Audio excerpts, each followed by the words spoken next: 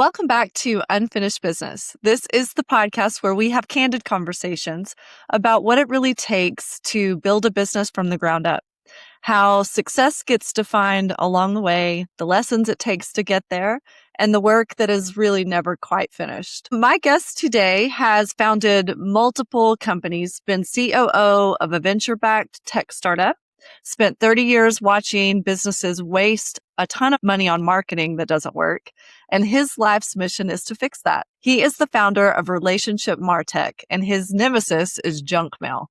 Tom McClintock, welcome to Unfinished Business. Thank you very much. Thanks for having me. Well, we have to start there. So junk mail is your nemesis. What does that mean? Junk mail, Tell us. people don't even talk about that anymore, but that's one of the reasons why I got into marketing, because I hated waste. I hated inefficiency. My dad was in marketing, so I was always interested in his stories. He ran marketing for Merck for quite a few years. He worked in the animal health division. So he was often talking about, FDA approvals and things like that. But I ended up starting basically a small ad shop when I was in college. We called it Phoenix Media. It was with a friend of mine who was a student there. And he had a terrific idea. This was before the internet. He said, let's put up telephone posters across all of the floors in every dorm. The student directory would have gotten torn up in, one of the first parties in September. So people didn't have a way to call out to other, friends or other people that lived in other dorms until we put up these telephone posters that had all of the campus phone numbers, as well as schedules and information that students would need. And then we sold advertising on it. We went downtown and we got, the pizza shop and the pet store and all of these because, these merchants were snapping pencils that they couldn't reach this affluent student market. The guy that was in charge of the advertising for the student newspaper, well, he didn't want to do advertising. Nobody volunteers for the student newspaper to do advertising. They want to be the journalist or the sports reporter or something like that. So he just kind of lost in the draw of straws, and advertising was always an afterthought, but not for us. Desktop publishing was new. People had Macintosh computers and electronic clip art for the first time in history. So we would go down to these merchants and we'd say, we could make, your sign looks dumb. We can make you a much better sign. And if you drive I went to Colby College in Waterville, Maine. And if you drive through Waterville today, you'll still see some of our signage up that we did, I don't want to say how long ago. Hilarious. Decades ago. So we would do surveys every week. We added a calendar to our portfolio, so you could advertise in the calendar or on the telephone poster. You could advertise on flyers that we would distribute to all of the campus dorm rooms. And we made about $40,000 a year while full-time students. Oh, that's incredible. That's such an incredible story. That made me interested in marketing. Because we were selling, it got well beyond pizzas. It got into stereo systems and cars. A lot of graduating seniors would buy cars. And if we were able to say, hey, we'll give you a discount, 10% off your new car, that was a motivator. Yeah.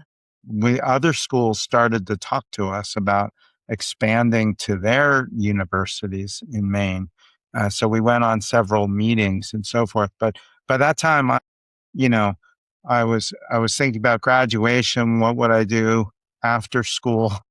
And I didn't want to stay in Maine and, sell ads to retailers. I wanted to big visions of international business. I had no idea that we'd all be doing international business from, our laptop computers and mobile phones. Right? So it went in a different direction. Take me back to, I want to go back to this idea of waste. So in those early years, such a great story, and you're learning, what is valuable from a business perspective. What did you see, or what did they express early on about waste that kept that problem in your head for so long? Well, it was just this idea that, all of these merchants had good products and services, but they had to get the right message to the right audience at the right time. Yeah. And that was the real trick, because back then it was mass advertising. I could go around, I could show you a Yellow Pages ad in the phone book and say, "Hey, did you get any business this year?" And the person would say, "Well, yes." And they're like, "That's because of my ad." It's like, "Well, how do you know that?" Well, because everyone looks at the phone book and your ad's right there. So obviously and there wasn't a sense of consumers like filtering out ads and thinking of it as all noise, and that they were getting busier and busier, so they didn't have time to, "Oh, that ad's catching my attention. I wonder what they have to sell me." We would get to the point. I remember reading a statistic that at the turn of the last century, the average American was surrounded with only about 12 marketing messages a day. So if you, 12? What year, yeah, what year was this? this is around 1900. So Yeah. if you walked into the country general store, you'd see a bunch of different branded cans. You'd see a sign here and there. You might get a billet for a play that was performing, on Main Street or something like that. So you add those up, and this estimate was it was probably about, a dozen. And now it's thousands. Yeah. And so we have all of this noise, and our job as marketers is a lot of it is to cut through that noise and provide you the message that you want to see, that's going to actually help you, that's relevant to what you're struggling with today or what your day to day is like. So that's suddenly somebody invented the internet, and we have the opportunity to do that. It used to be that if you had a really good idea, you needed two things to convey that into the world. You needed brand and you needed money. Then the internet comes along, and you don't necessarily need money because you could be producing content, but you still needed brand because no one would know to look for you. Right. And then social media comes along, and now suddenly you don't even necessarily need brand. If you had a good idea, people would eventually come to you because it would be viral, and people would be interested. And that's the kind of thing that can level the playing field for nonprofits, for associations. I do a lot of work with associations, for, you know, the local sports teams in town, the sports clubs, the municipal organizations, the people that don't have, huge ad budgets and the ability to just get the word out through a global multi-channel marketing campaign. Yeah. And I think that's pretty exciting. And I love marketing because it's the inside baseball into how things work. And the marketers get to figure out from the producers, how things are made, how things really happen. They're aware of what the constraints are. Why can't we just double the supply? Well, here's why. But on the other side, marketers also get to talk to the consumers and find out what they really want. And so they're the connectors in the economy. They bring the goods and services to the people that need them the most, Yeah. assuming that we're doing our jobs well and that we're leveraging technology. And my most recent agency, Relationship Martech, is all about leveraging that technology. I mean, we used to call it big data and bots. Now it's AI, but it's a similar concept. It's the idea of using third party data to help focus your message and your audience to exactly the people that need it. So you can cut out the preliminary conversations and just get Yeah. right down to business. Let's I want to dial back just a little bit because I feel like you're getting into a lot that I think is very applicable for businesses to hear, because marketing is often, at least in my experience, it's one of those conversations with business owners that it's a necessary evil, and it's a piece that, and I share your sentiment, and that it's a fascinating field to be in, and especially with technology and the speed at which you can gather information like never before is an incredible opportunity. But I want you to address specifically the business that is struggling to connect those dots, or they don't have, like, and I love the way that you phrase that the marketer is kind of the conduit, to both sides of this conversation.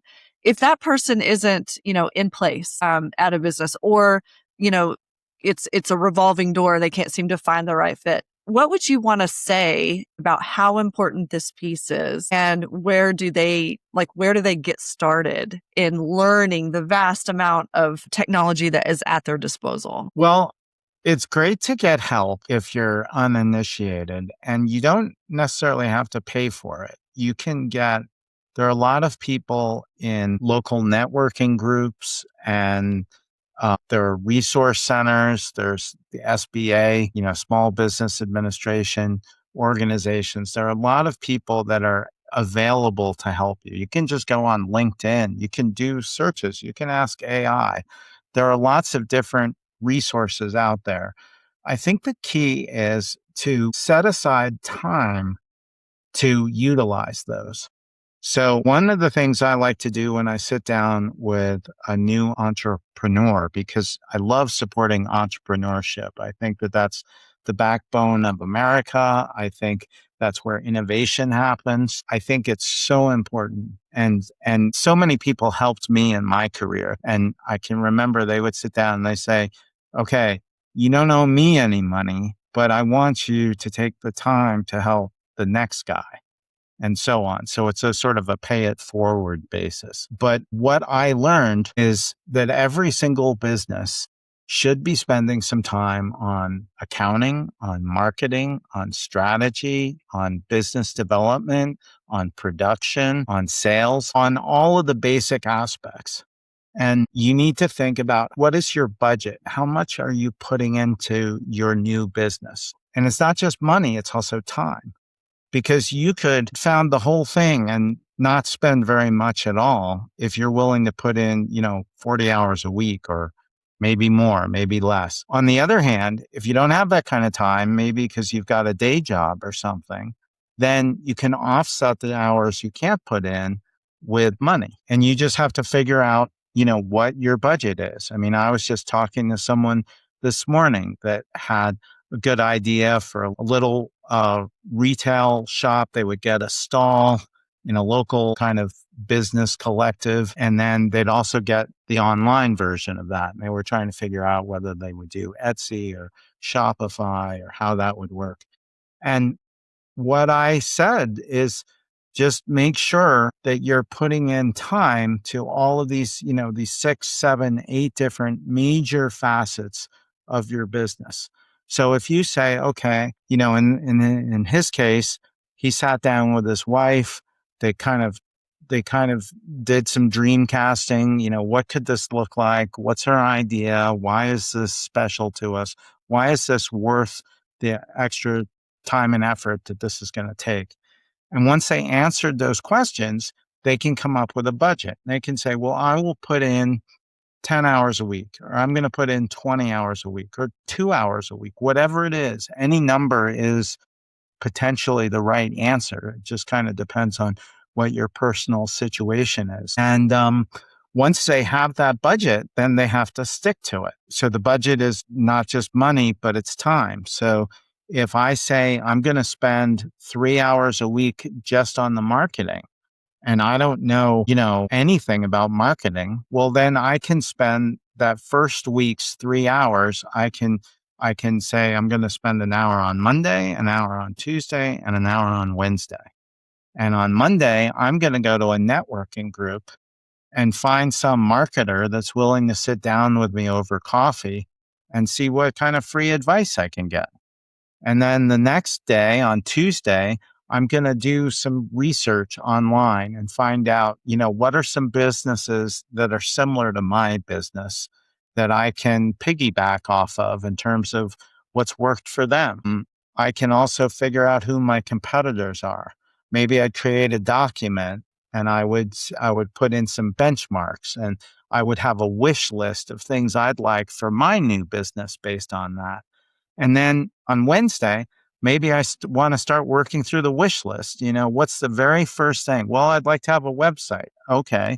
How do I get a website? Maybe I start with a Facebook page. Maybe I do something else. And you can just work through that. And then when that hour's up, you say, all right, I got to switch. I want to make sure I have good financial infrastructure. So I'm going to get Intuit software, and I'm going to divide up my money. I'm not going to commingle it with my personal finances. I'm going to, keep the business finances separate, and I need to build infrastructure to support that. Yeah. So that's just one example, but I think managing your very carefully, and I would get time tracking software. I would spend $20 a month on like a Hubstaff or a QuickTime or one of those software tools. You can just do it with a spreadsheet if you don't want to spend that money, but it's a lot faster if you can generate reports. Because when you get to the point where you're experimenting with different marketing options, you want to know what the total cost is, including your time to do that option. I mentioned networking. So networking is, quote, free until you put all the time into it that you need to. And Yeah. then you want to make sure that your ROI, your return on investment, is worth it. From, I spend 10 hours a week networking. Well, am I getting that value back for my time in terms of sales? Yes or no? So having the ability to generate reports out of a time tracking program and track obviously any hard costs that you've spent into a particular endeavor is very important. But a lot of times people don't track their time very well. We all track our money. If $1,000 disappeared out of my savings account, I would have some questions for the bank. That would be something to really talk about. But, oh, I don't know where yesterday went. I was busy. I know that. So it's very important to track both of those resources very carefully, time Yeah. and money. If I'm hearing you correctly too, I like the way that you're breaking that down because, the only way, especially on your time, to know if everybody working in and on their business is thinking they're being productive, but a lot of times we're productive with the wrong things. And, when I'm hearing and kind of what resonates coming to my mind about what you're saying is if you're really focused, especially particularly in the early stages of growth, there's only two ways to grow a business. You either sell more new business, new opportunities, or you sell more to the clients that you already have, customers that you already have more often. If you're breaking down your time and you're saying, okay, if all of these buckets, accounting, business development, marketing are important to my business growth, well, how much time am I investing? And what did that generate? That's what I'm hearing you say. Is that correct? Yeah, it's tracking it. Just like you would track, you'd have a channel marketing spreadsheet to tell you whether pay per Which click is activity? going to get you more business than networking versus email marketing versus conferences and trade shows versus advertising, things like that. So marketing is such a broad word, and you've had success in launching, now your third agency. When it comes to that budget, what were time budget and cost budget marketing? What were the tactics? What were the specifics that helped you grow rapidly in those early stages? Well, being organized is important. I've always been a big fan of managing my own time carefully. So I try not to give myself a block that's longer than 3 hours to do any one task, because 3 hours is a long time actually, and you can lose your concentration. And I find that it's important to be switching to different tasks. So I do try to schedule my time very carefully along those lines. I set up priorities at the end of the previous day. I tried to do it in the morning, but I was so busy in the morning, there's so much stuff to do when you sit down at your desk in the beginning of the day. So over time, I learned, okay, I should really start to do this process at about 4 o'clock the previous day and sit down and figure out what my priorities are going to be for the next day. And I've gotten pretty good at that, but to be honest, I could improve there because, if you think about that Eisenhower grid about the tyranny of the urgent, what's urgent, what's important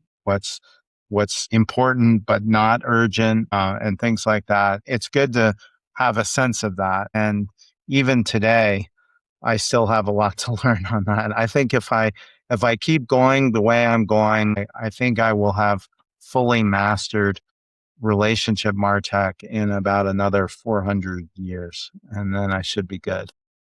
In terms of, I kind of going back to you working in and on your business is difficult from a time management standpoint.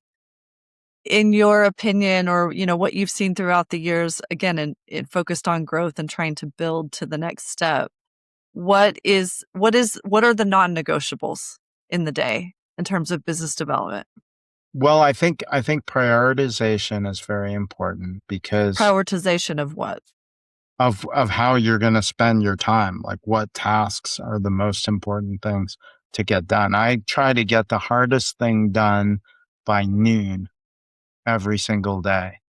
I'm not always successful at that, but if there's something that's kind of hovering over here above my head and I think I got to get to that, I kind of check myself and I say, oh, wait a second, that's the thing. And if I'm not careful, I'll end up procrastinating that because I'm kind of on a roll getting my emails done and so forth. And I haven't gotten this big project done.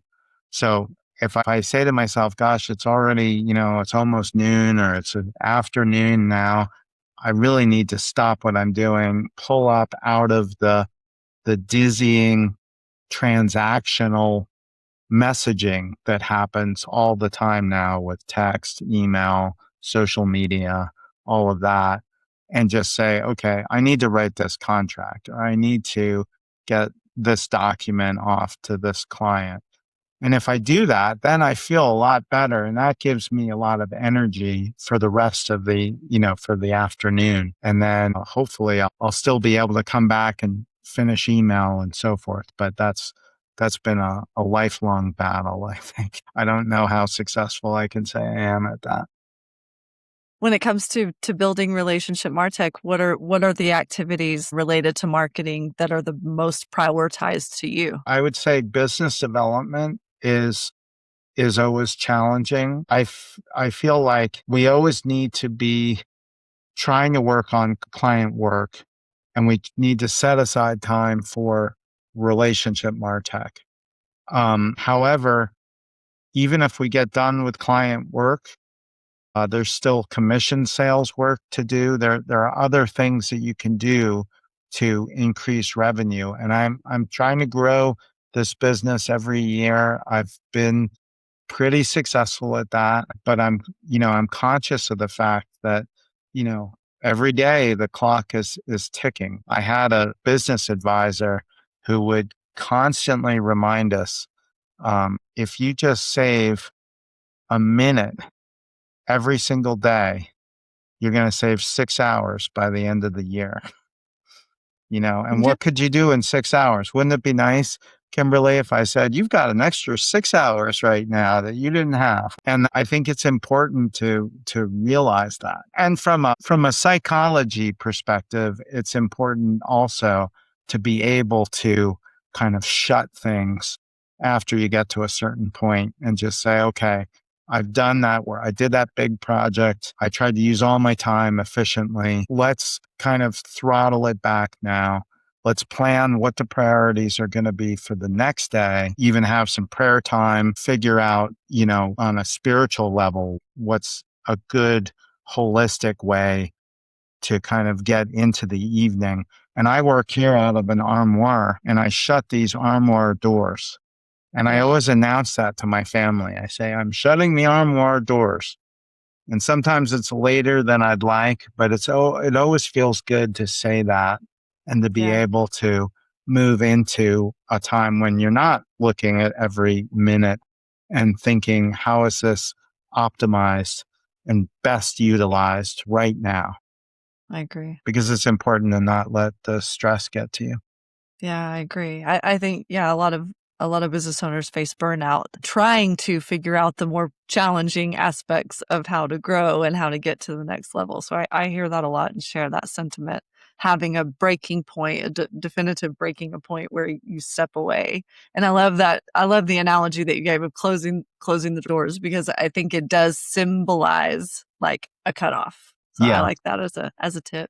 Well, you relationship martech uses a lot of automation in their marketing. Where does that piece fit in particular, given what you're holding, planting the flag in the ground on prioritization? How does automation and some of the things that you help your clients with or offer your clients assist in that? Well, it's really something, Kimberly, because it used to be that a marketer would have a compass and a blank sheet of paper and a pencil. And Yeah. that's how they worked. And now it's all about data. How do we best utilize the data? And the wonderful thing is that automation can really save a lot of time. When you talk about prioritization, automation is a big part of that because it's a question of setting up systems and workflows and SOPs, standard operating procedures, so that you can run your business without having to do every little thing. Delegate stuff to AI, delegate stuff to your computer so that you don't have to be actually cranking the machine day in and day out. Yeah. How we reach out to customers. So I just had a call this morning.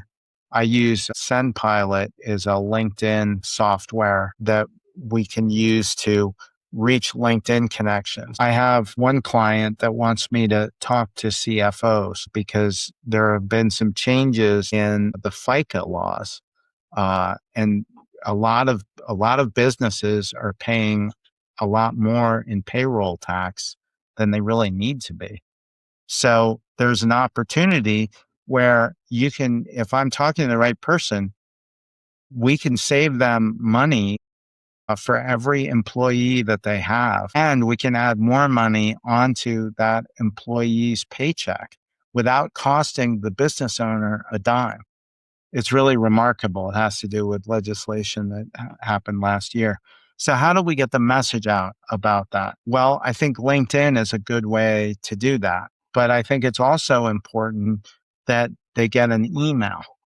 Well, how do you don't necessarily have somebody's email address Right. if you're just connected to them on LinkedIn.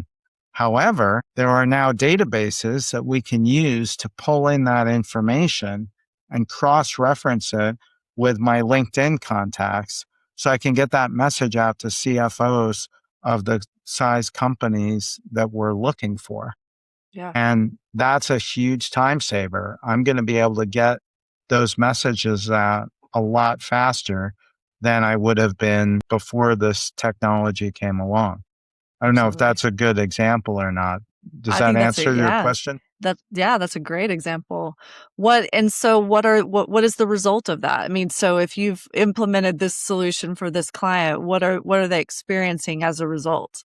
Well, we just came up with a plan this morning, so I can't Well, tell there you you the go. results yet. But I can tell you that when we've done that for other clients, because it's not our first rodeo doing that, it is increases the number of connections. It increases leads. And a lot of sales is just nurturing leads. Yeah. So I'm talking about a pipeline, but I'm talking about a larger picture too, something called a life cycle, because the life cycle is every single stage that your prospect or customer is at throughout the entire life of your product. Whereas a pipeline is only a fraction of that. It's only the portion where they're qualified and they're ready and willing to buy and you're about to close them, you've sent them a proposal, things like that. But Yeah. when you think about life cycle, you're talking about suspects, prospects, referrals, influence marketing, all kinds of things like that, where they're much higher up in the funnel. They may Yeah. not have even heard of you, but they could well be a good prospect. So automation helps you work with every level of that life cycle. Because if you're way up on the funnel, it doesn't make sense to have like one-to-one conversations, because you'd spend all day long doing one-to-ones and you'd never close anything. Because they have no exposure, no prior Yeah, knowledge as to what you do. but we Yeah. can use computers to get the information out to them. We Yeah. can drip messages to them so that it's, wrong time, wrong time, wrong time, right time. Yeah. Yeah, now I need this solution, or I need this service, or I need this product. And this person has been, talking a lot about this topic area. I'm going to hit reply and, how it works, or how much does it cost, or things like that. And then that moves them forward in the life cycle. Eventually it moves them into the pipeline. And then once they're in the pipeline, you can close the sale, and maybe then, try to get a testimonial, Yeah. and get what their feedback is. And that improves the rest of your production and your whole business. Yeah. So how does a business go about mapping out their life cycle? Well, you need a CRM, a customer relationship management system. The most popular one is Salesforce, because it's been around the longest, but it's not the only one by a long shot. You can get a lot of different types of CRMs, but it's a database essentially where you put in all of the contact information and all of your relationship history with all of these suspects, prospects, leads, customers, organizations, companies, every type of entity that you might work with. Let's take my business, for example.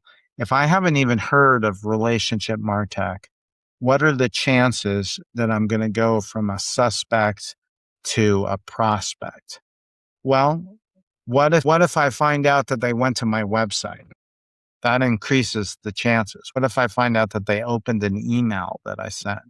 What if Mhm. I find out that they downloaded a white paper, or they attended a trade show that I was exhibiting at, or on and on and on? I can come up with all of these different market signals.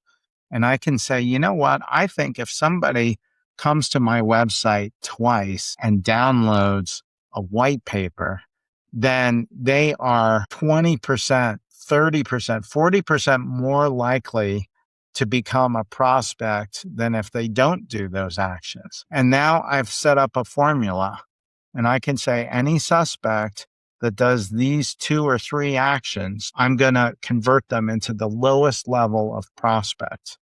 And then once they're a prospect, okay, well, now what do I need to do? I need to make them into a marketing qualified lead, an MQL. How do I do that? And this is more business to business, because I'm assuming that there's a sales team and so Right. forth. But the basic principles apply to any business. What are the signals what makes an MQL different from a regular prospect? Well, maybe I've actually gotten them on the phone. Maybe I've had a telephone conversation or a virtual meeting with them, or maybe I've met with them in person if I'm talking about local marketing.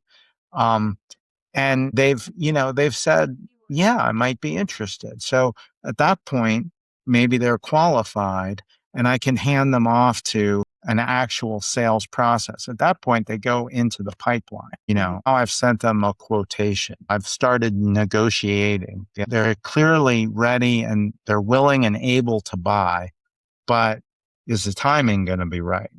And that's where negotiation comes in. And I can say, well, you can get all of this impact from your purchase of this product or service, but you should really, we're trying to make our second quarter goal, and we'll give you a discount to do that. Or it doesn't even have to be a discount. It could be we'll add on additional services or something like that. But then you can get them to close, and then you've successfully nurtured them all the way from suspect to customer. Yeah. And now you don't want to stop the process, because at that point, those people are going to be in a great position to give you valuable feedback, whether it's feedback you want to hear or not. You want to get that feedback. If you can get a testimonial from them, then that should go right up on your website. That should go into your brochure. That should go on your trade show backdrop, whatever you want to do with that. But you should get that, make sure you have their permission, put that into a testimonial spreadsheet that you're constantly updating. And then the process just starts again with the next suspect. And automation helps you work all of these different stages of the life cycle simultaneously, even with a small staff. Absolutely.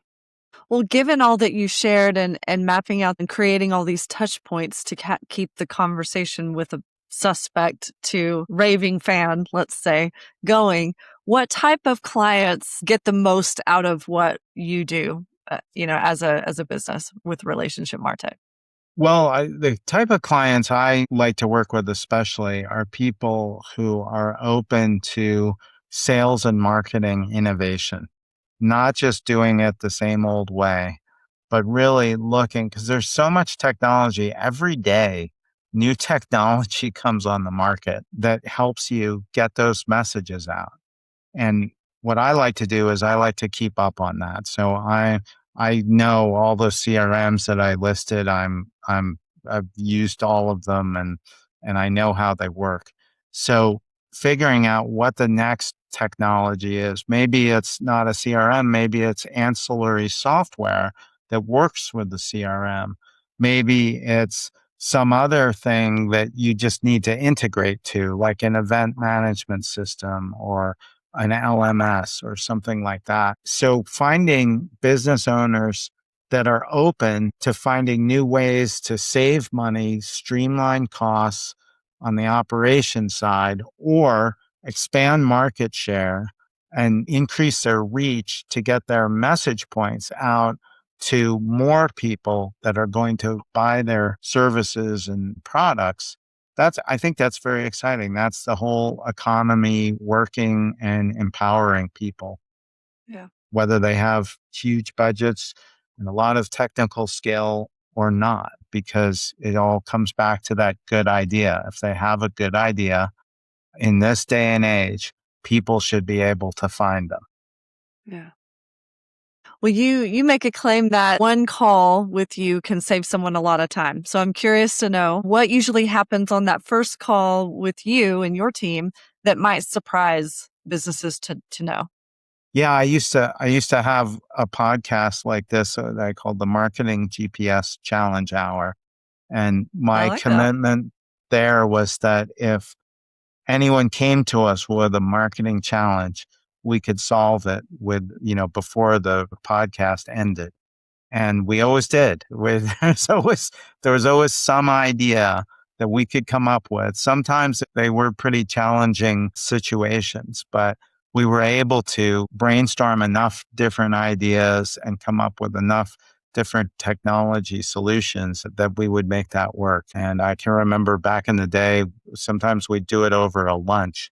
So we'd host a big lunch, we'd invite people in, and we'd solve their marketing problem. So I don't know how well we can do that over the phone, but I'm happy to try. And I am one of those guys where I really genuinely like helping entrepreneurs. I don't know why I'm having trouble saying that today, but I love helping people figure out what they want to do with their business and how to grow it, how to scale it. I've had a lot of experience doing that, and I'm happy to work with folks even off the meter. So feel free to give my contact information. If there's any way I can help you, I would be glad to. Yeah, we will definitely be linking your information in the show notes for sure. Couple of final questions. I want to be mindful of your time, but I appreciate the discussion. It's been great, and you've offered a lot of great advice. MarTech as a coined term, marketing technology, this merger, it's probably changing faster than almost any other field right now with AI and automation and, the death of third-party cookies and all the things. I'm curious, where is relationship MarTech over the next 3 to 5 years? Well, it's interesting that you make that observation about, marketers getting a hold of technology because, actually it was about, I would say, maybe 10 years ago that CMOs, chief marketing officers, spent more on technology than CIOs, chief information officers.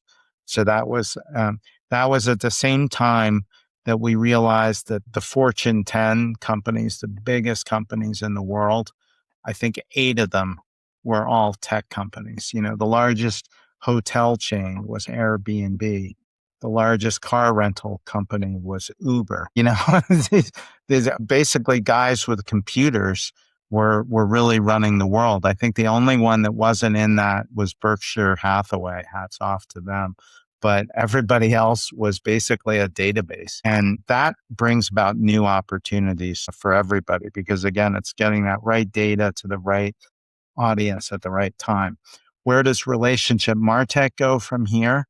Well, we are continuing to expand. I just have a small team right now, but it's small but effective team, and we leverage a lot of technology. So trying to figure out what the best combination is of different software tech stacks so that people can cost effectively reach those leads that they're trying to get and then convert them into business. Specific plans that I have include reaching out to, I've been doing a lot of work with Salesforce and Klaviyo. I love email marketing. It's the least sexy of all of the online channels because we've had it for the longest time.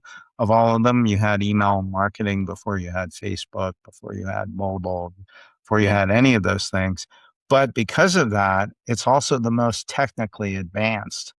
And you can control the entire conversation in email, unlike how you can do in search marketing or social marketing or anything else, where you see all of these competing messages. With email marketing, you're picking the time that you're sending it, you're picking what the subject line is, you're picking what the message content is, both graphics and copy, and you're picking what your offer is. And then you're picking when you're following up. And so you don't have that much control over the channel like you do in email marketing in any other channel. So that's interesting. And just finding new ways to use that. It was last year, cold email was in its like third year at that point, and it was beginning to wane. People were getting lots of cold email and not being as responsive, and cold calling came back into vogue, and that became more effective. And now the pendulum started to swing back because people switch. The market is always changing. And even if you have developed the perfect business, your competitor's out there and he or she is thinking of something else to do, and keywords are changing. And it's a very exciting, dynamic place. So being able to come up with a tech stack that's going to innovate and morph, maybe using some AI thinking, some agentive AI, I think is the next big thing. And that's what we're working on. And if I were to hand you a magic wand that could make one of the challenges in integrating that for clients faster, or getting to market with these types of solutions faster for you in particular, what would you make magically disappear? I would make any confusion disappear over what am I going to do next? Like that's a lot of my time management and prioritization has been specifically about being able to hop right to the next thing and jump right in, not stop and think and say, okay, where was I when I was doing this yesterday? That's right. We got to get that email out. Like just being able to have that task list. And I think automation is a big part of that. You can now use ClickUp. You can use an AI note taker. You can do different things so that you have your task list right when you start that block of time and you're already off and running. And that kind of energy, that momentum, that powers me. I get very excited about that.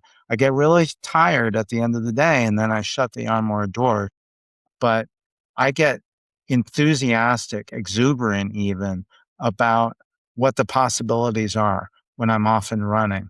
And that the thing I hate is kind of not knowing what to do and just struggling. It's like time is ticking and I'm not making any progress. I'm just treading water.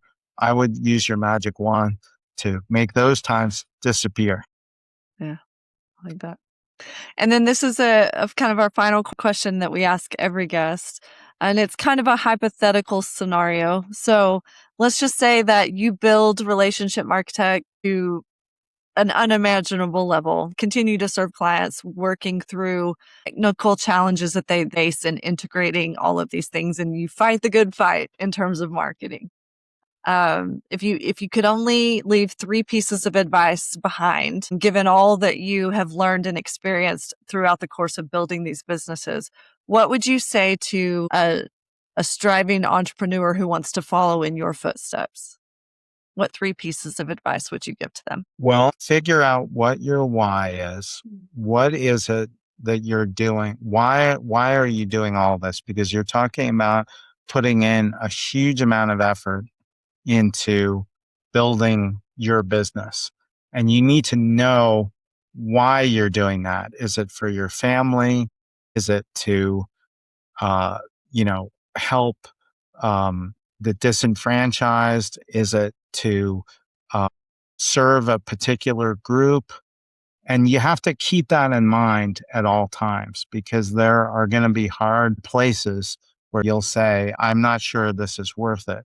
And if you've already thought through what your whys are, that you're doing that, you can get through those challenging times. That's the first piece of advice. The second piece of advice is have really good clarity on what your value proposition is. What makes you different from the next person that seems to be selling the same thing? What is it that makes you special? And understand your message points. Knowing what that value proposition is really, really crucial. And then thirdly, make sure that you keep focused on the big picture. It's not just about money. It's not just about success. Make sure that you have good perspective on your role in society as a servant to others. Always keep that in mind because having a humble perspective, I think, is very important. Otherwise, you can all let this go to your head, and it can have sometimes tragic results. So those would be my 3 pieces of advice. Well, Tom, I want to acknowledge you for sharing a lot of great information, your perspectives on, how to map out that life cycle and be at a place where you can connect with all of those steps. It seems like a great thing to do. So for any of our listeners who are interested in learning a little bit more about what those tech stacks offer, as we shared before, and, Tom offered as well, you can connect with him on LinkedIn, as well as visit relationshipmartech.com for more information. So thank you for having this conversation. Any other parting words? Well, Kimberly, it's an honor to be here. I've enjoyed talking, and I would just say that if I can help, clarify any of these points down the line, I'm happy to try to do that. Thank you, guys. Well, until next time, we'll see you. And this is Unfinished Business.